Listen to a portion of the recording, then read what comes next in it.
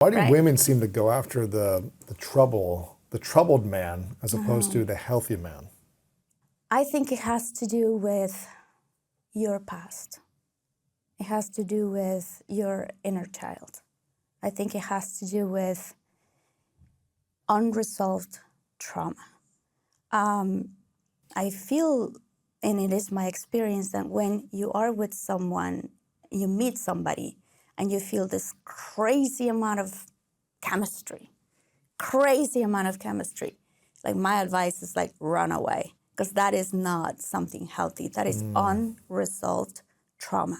That is you being a child inside of an adult body, looking at another child inside of an adult body, that his unresolved trauma will touch you in a way, will complete your unresolved trauma.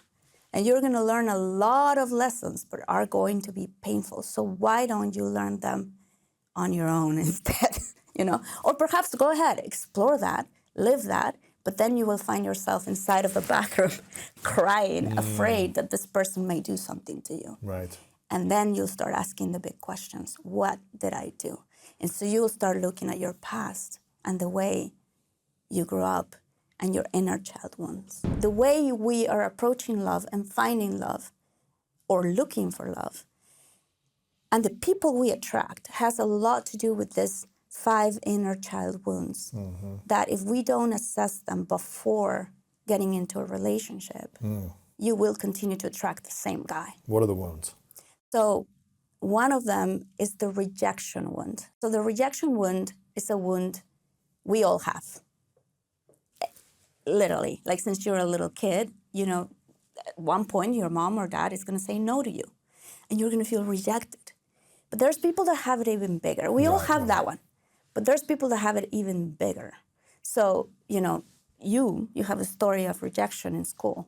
You've told me many, many times that, you felt rejected, you felt like you were not. What that creates is a person that in the future, when there's trouble, and when that person feels rejected, that person's going to try to go away or walk away, run away. Or react or trigger it or whatever. React, triggered, like I'm feeling rejected, I'm going to run away. Or it can also create a person that wants to be, it's so malleable, so adaptable, that if you like whatever thing, do whatever to fit in and belong, and Exactly. So you're looking for love, but you're adapting to whatever the other person wants and needs. Like you become that type of adult. Then there's the abandonment wound. And that's a tough one because a lot of people experience that, and a lot of women experience that from their mom or their dad. There's a lot of very sad stories of my dad left for another woman and I never saw him again. And so what does that mean? And you're a little kid with your little tiny mind of 9 years old.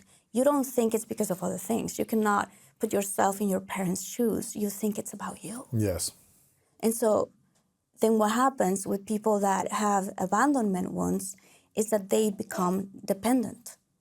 And they become, a person that needs somebody. Is the kind of person that if you're having a misunderstanding and the partner wants to take a beat and walk away for a second to just kind of like relax or calm down, the abandonment wound will go after that person and say, no, don't leave me. I'm here in the middle. I'm talking. What are you doing?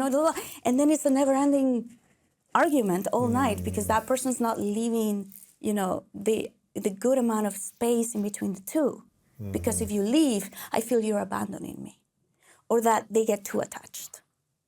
Like they are dating somebody and they feel, I don't know why I feel I'm going to mess this up at one point and that person's going to end up leaving me.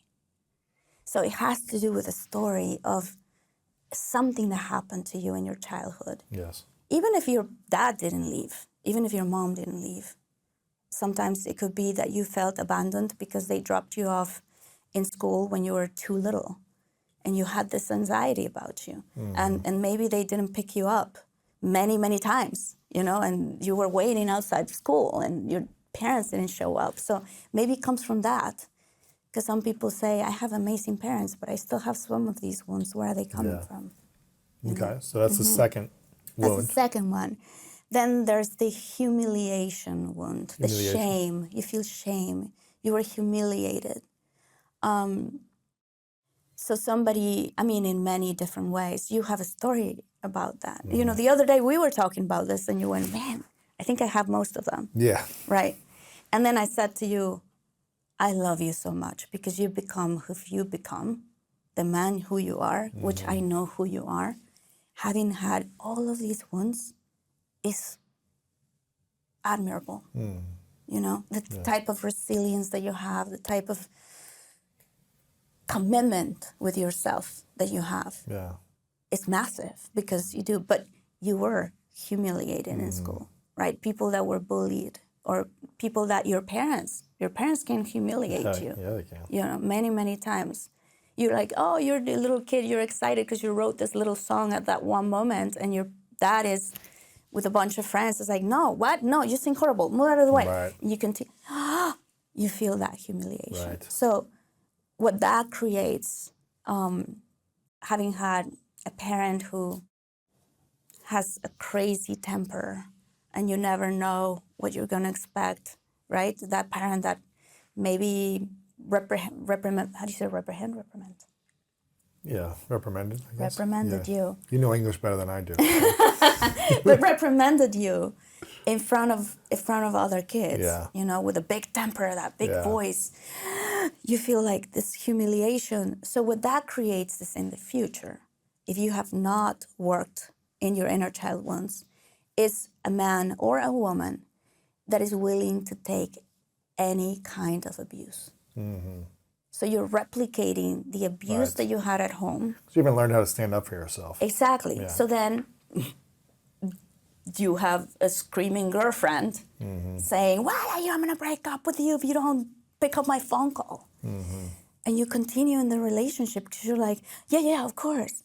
Because you lived that. That reminds you of something that you familiar. experienced. Yeah, it's familiar. Exactly. So you know that feeling that when you meet somebody, people say, oh, it felt like family to me.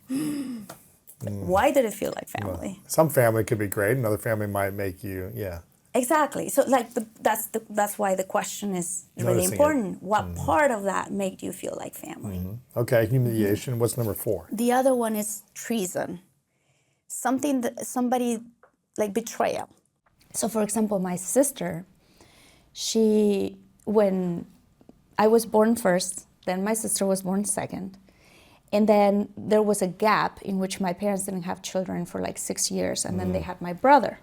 So she was the little baby of the family, and she's so funny. You know my sister, she's really fun. She's like outgoing and really amazing. And so then when my brother was born, for her, and she says this today, it felt like a betrayal. It felt like, what is this new person in the family? I'm not the little baby anymore. And mom, dad, and everyone around, including herself, they say that her personality, you know, changed a little bit. And she felt, and to this day, she feels when she's more able to have more control is when she can feel safe. And because she felt betrayed by my parents, right? So then therefore later in life, she grows up as a woman and she's looking for love, and she's looking for a man that she can in a way give direction to. And this is why her relationship and my brother-in-law, you know, relationship works really well. Right. Because in his case, he had an abandonment wound.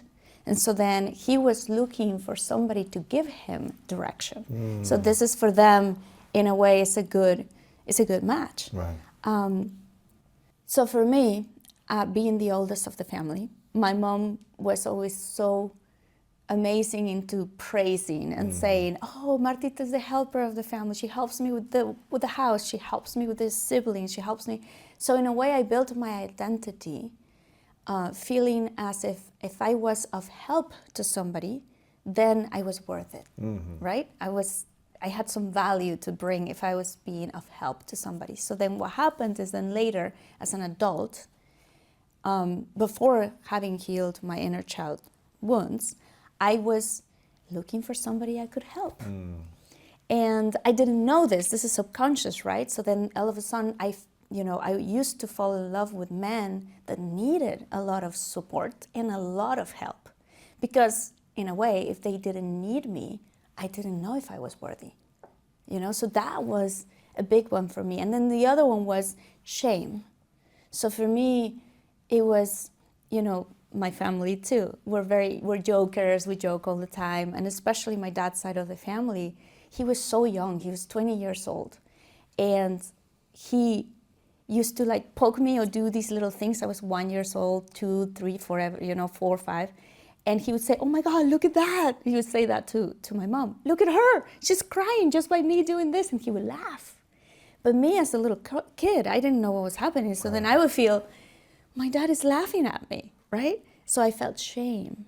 And I had other moments in my life. I stole something from school, which is, my mom was really upset, which was good, by the way, that I learned a lesson. But in front of my entire classroom, she said that I had stolen sharpener, Sharpener, yeah. Sharpener, yes. And so I was crying in front of the classroom and I felt embarrassed. So then later, people who experience a lot of shame are the ones that turn into, people that can withstand a lot of abuse later in life. Because that's what it feels familiar to you, And I gotta say something that I think it's very important. It's not our parents' fault. We should, stop blaming our parents for the way we are. They did what they could with what they could. They did their best with the tools they had, the things they had. So, and it's up to us to heal ourselves.